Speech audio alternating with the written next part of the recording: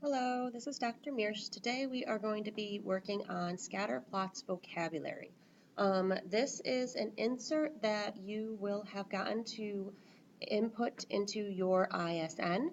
As you can see, you have blank boxes here. Along with this sheet, you should have cut out the words that go along that we need to actually glue into that ISN. So please cut out those words and get back to me so that we can start gluing things in. Okay, hopefully you've done that. Welcome back. So here's Scatterplot's vocabulary centering this. And what we're going to do is we're going to go through and we're going to put the correct vocabulary with where it belongs. So first let's start with the graph. The graph is right here. And let's start with what we have to do first for a graph, and that's usually label it. So we see label price of car in thousands. So I'm going to put variable right here because that is going to be our variable. And that's actually our X variable. And usually this is also, not usually, all the time, this is our input. And in science, a lot of you have been calling this the independent variable. So why don't you write those words in too, because what mathematicians like to do is they like to take the same concept and assign many different meanings to it, but all really coming back down to it is our variable. This is what we're going to be looking at when we look at the problem. Okay, our next variable, so please find variable, is going to be our y variable, which is miles per gallon. So I bet you we're talking about gas mileage, and that's what this title says. So where you see this y variable here, let's also call it y variable. You've also heard me call this the output. And again, linking this to science, this is the dependent variable. But really it all comes down to this is the other variable that we are looking at. So we have our x variable and our y variable. Okay. Next, what we do, we make sure we have a nice scale, 20, 22, so we count by twos, actually $2, we start at 20, and then 0, 10, 20, 30, 40, all the way up, we're counting by tens there. And the following thing that we do is we plot these points. So here we have a data point. So each one of these black points here are called data points. So let's find data point and put it on there. So here's data point. Okay, after we plot the data point, what we're going to get is our trusty old ruler, and we are going to make a line of best fit. And that's this line that you see right here. This is the line of best fit. When we make a line of best fit, what we want to do is we want to make sure that we're getting as many points above the line as there are below the line. We also want to try to cross through as many points as possible. Now, this is very difficult to do. And when a human person makes their best fit line, it's not going to be as good as if we put the data in, let's say, an Excel spreadsheet or a Google spreadsheet or our calculator. So those pieces of technologies are going to make the ultimate best fit line. And we'll learn about that a little bit later. So let's find line of best fit and let's label that line of best fit. There we go. Okay, next.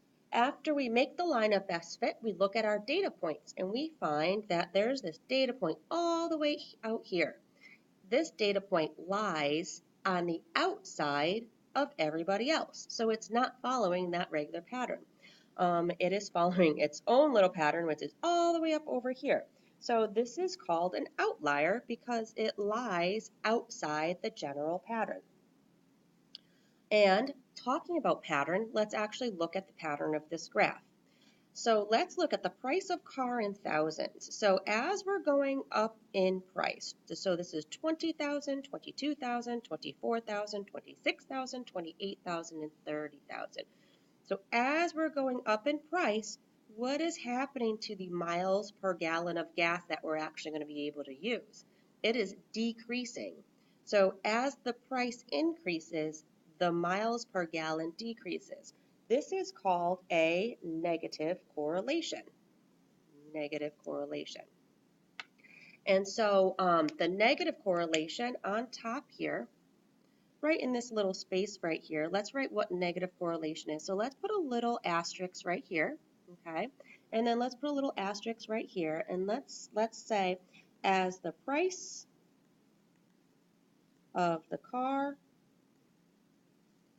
increases, comma, the gas mileage decreases. So we're talking about that relationship where as one is increasing, the other is decreasing, and that's called a negative correlation. Okay, now that we have everything labeled, please take a minute to glue everything down and then come back so that we can do the examples on the side. Okay, welcome back. So since we have negative correlation here, because as you see, it's decreasing, we have a decreasing trend here. Let's look to see an example of where positive correlation is. And so this is on the other side of this graph right here. So when we're looking at positive correlation, we're looking for a pattern that increases upward and a relatively strong pattern. So which one of these do you think has that strong increasing pattern, where as we're increasing on the x variable, the y variable is also increasing? And if you chose this graph down here, you're absolutely right. So let's look at this graph down here. This graph is positive correlation down here. So what does that mean? That means that, let's look at the x variable.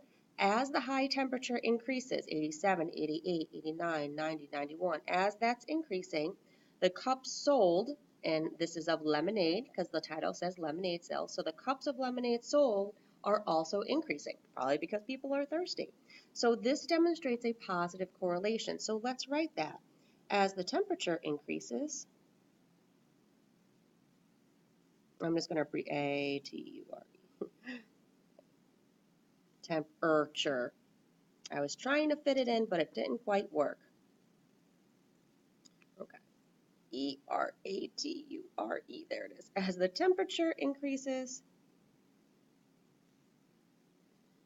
the number of cups sold also increases. And I'm going to ask you to justify your reasoning. And so this is how you justify the reasoning that it has positive correlation, because as one variable increases, the other variable also increases. Okay, let's look at one of these two scatter plots that would have no correlation. That means that the points are scattered out everywhere. There is no hint of any type of positive increasing or negative decreasing trend. If you picked this one right here, number 2, then you are absolutely correct. So this means that there is no correlation. So if we look at the high school grade point average and the number of pets here, what we're going to see is there's no relationship between them. So if we try to even predict, okay, my high school grade point average, if it was, let's say, a 3.0 here, you're not going to be able to tell me how many pets I owe. There's absolutely no relationship between these two variables. It's not increasing or decreasing. So no correlation means no relationship between grade point average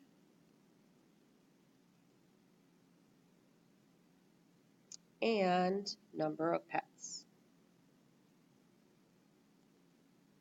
We have absolutely, there is no trend. Okay, and this last one that we have.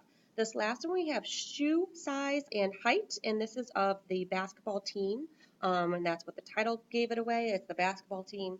And so what we see here is we have a cluster right here. This is called a cluster. Now it does look like we would have some positive trend here, and when you take the applications and interpretations your senior year, you're actually going to see if this does have a strong linear trend or a weak linear trend. But right now we see we have a little cluster and a little point that kind of lies outside that trend. And so what we call this is a cluster here. And so in a cluster, we see that shoe size and height clusters are between 11 and 12 and between 74 inches and 78 inches. So in a cluster, all the points are grouped together.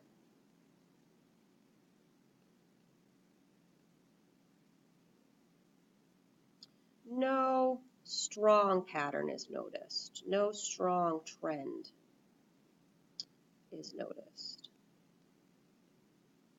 between